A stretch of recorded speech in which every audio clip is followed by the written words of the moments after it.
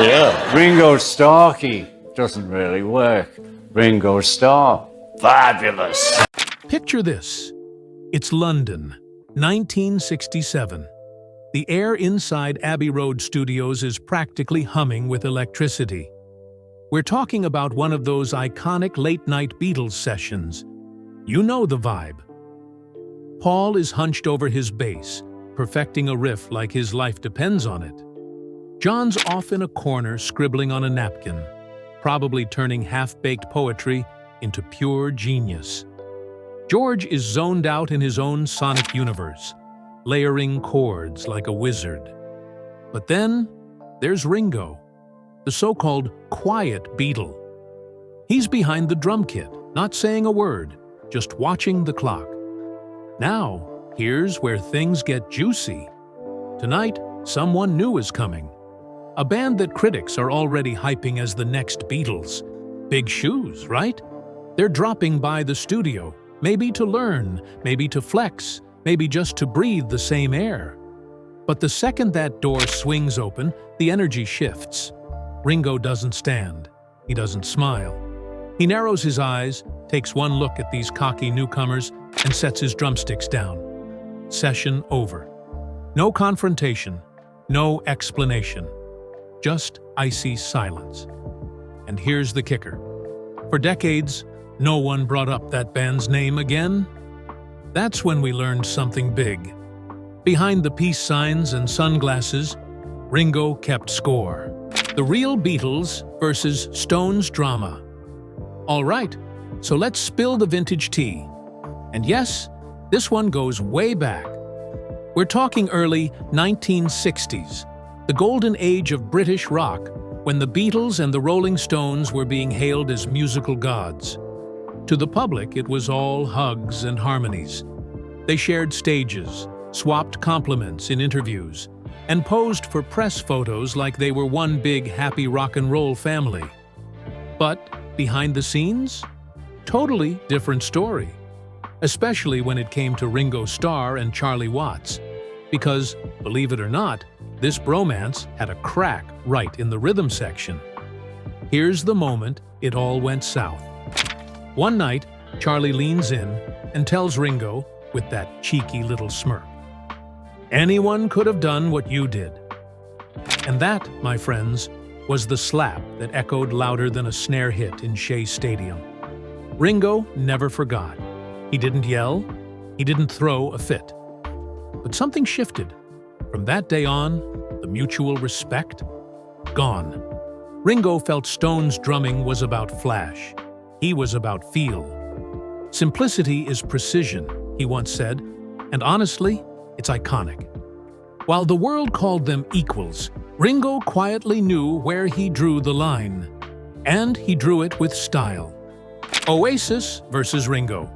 When worship turns into war. Okay, picture this. It's the 1990s. Britpop is booming, and Oasis is everywhere. Like, everywhere. They're loud, they're cocky, they're swaggering through interviews like they've already been knighted. And at first glance, they seemed like the ultimate Beatles fanboys. I mean, they weren't shy about it. They dropped Beatles references in their album art, peppered interviews with John Lennon quotes, and literally called themselves disciples of the Fab Four. But here's where the plot thickens.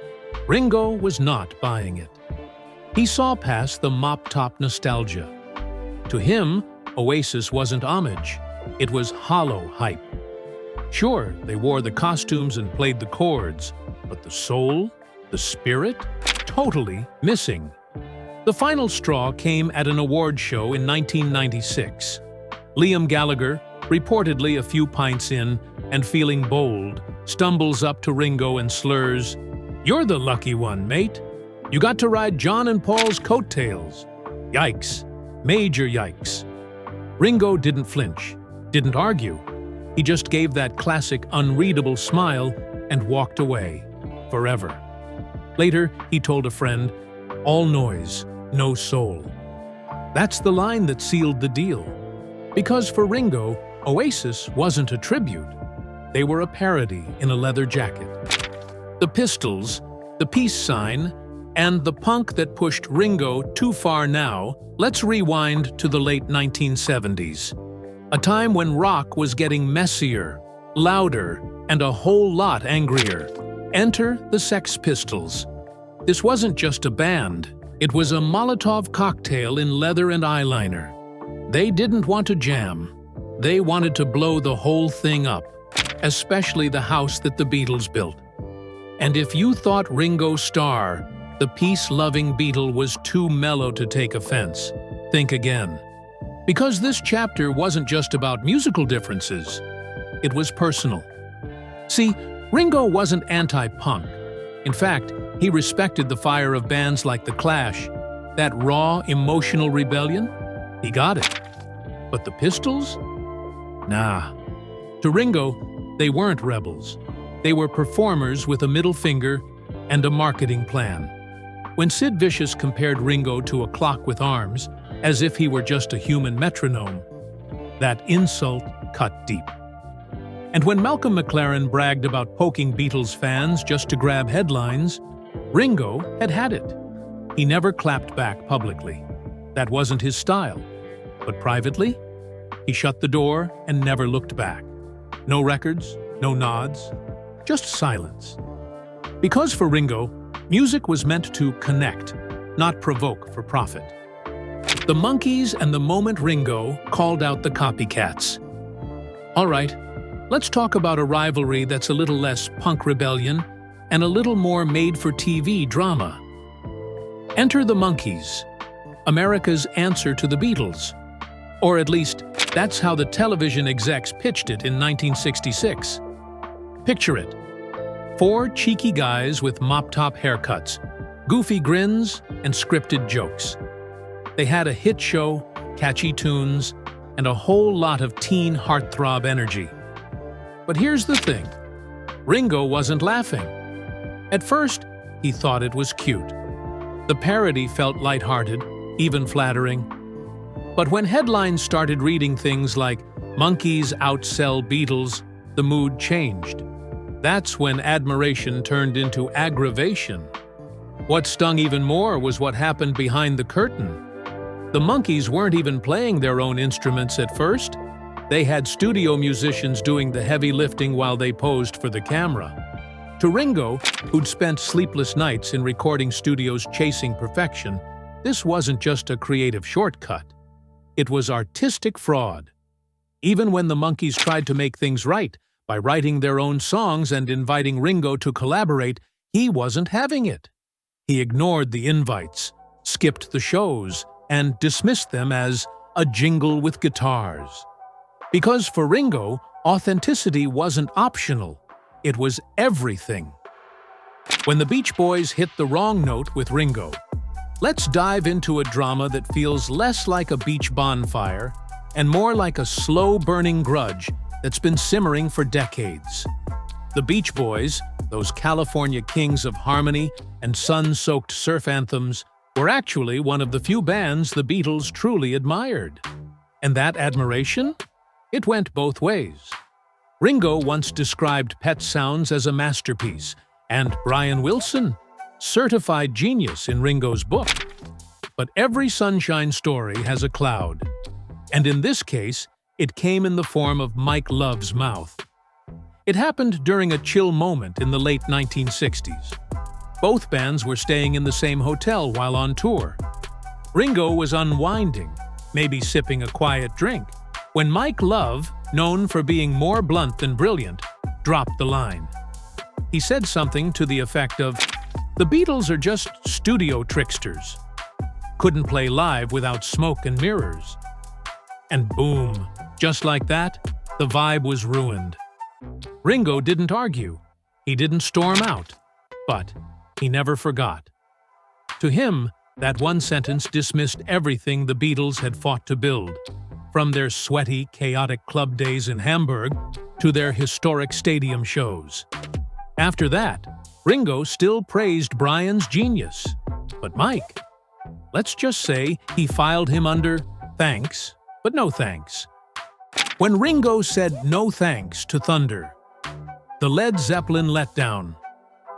Okay, Now this one's got all the drama of a backstage showdown, but with cymbals and side eyes instead of fists. Let's talk about Led Zeppelin, the rock gods of the 70s, the leather and lava lamp legends who literally shook arenas. Critics called them heirs to Hendrix and the evolution of British rock. Fans? Obsessed. But Ringo Starr? He wasn't clapping. He was cringing. Because while the world was bowing to the power of Zeppelin, Ringo was wondering where the music went. To him, Led Zeppelin was all volume and no vibe. All fireworks, no fire, he later said. The big turning point came in a London club around 1970. Ringo's having a chill night, drink in hand, probably enjoying the calm, when boom, in walks John Bonham. They chat. It's casual.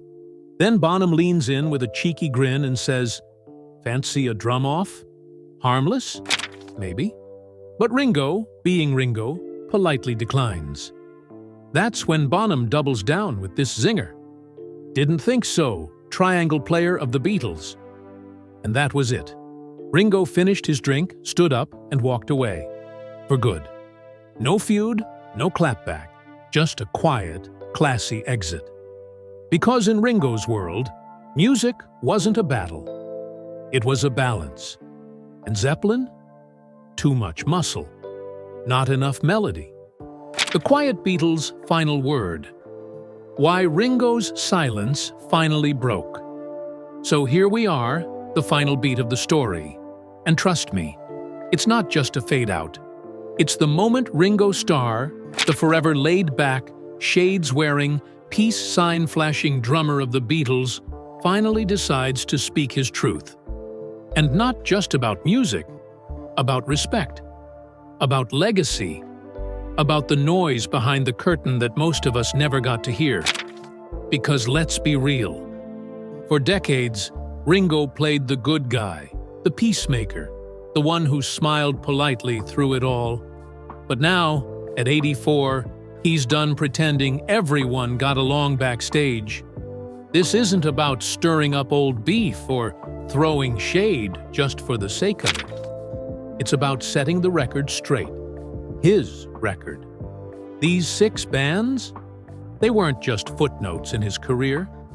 They were defining moments that tested his patience, his principles, and his rhythm. Some mocked his talent. Others disrespected the Beatles. And a few? They simply represented everything Ringo wasn't. But here's what makes it powerful. He didn't shout, he didn't retaliate, he remembered. And after all these years, he's ready to tell us why. Because sometimes the quietest one in the room has the longest memory and the final word.